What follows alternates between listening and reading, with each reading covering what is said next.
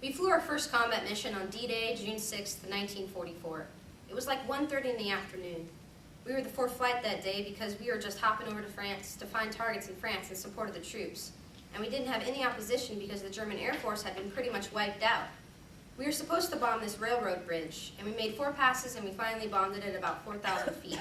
There was nobody shooting back on that mission. They called them milk runs. But coming back, it came fear time.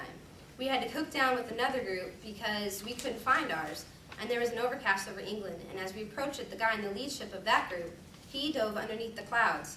And during this time, these planes are going all over the place with just the running lights on, no landing lights or anything. So we opened our bomb bay doors and put our chutes on just in case if we had a mid-air collision, we can get out or be thrown out of the airplane. So then that was nervous time. We were coming in on our downwind leg, some guy flew over the top of us, and it was way too close.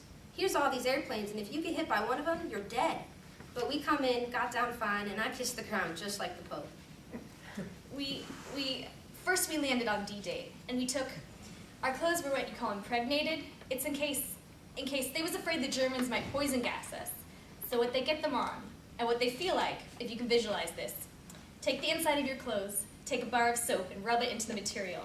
It feels sticky and ooey and cold, and that's what it feels like when you put them on. And that might be a thing for you to hear, because a lot of people don't know what that felt like. And probably the only guys that felt that was the people who wore that on D-Day. I was on a strafing pass. I was probably about 500 feet off the ground when I got hit. I didn't know what all the damage was, but I got hit and it severed the trim tab. That shell, when it exploded, I couldn't see it, but it almost knocked the stick out of my hand, and I was too low to bail out. I didn't know what the hell had happened. When I got to about 1,000 feet, my flight leader, I told him I was hit, and he went underneath me. And he says, I'm going to get you back over our own territory, and you're going to bail out, because I don't think that plane is going to fly. I didn't want to bail out. I had a hole in the belly, and then I had that big hole in the tail. After I landed it, the crew chief had a camera, and he said, get in there, I want to take a picture with you standing in that hole. That shell had burst 2 inches farther back.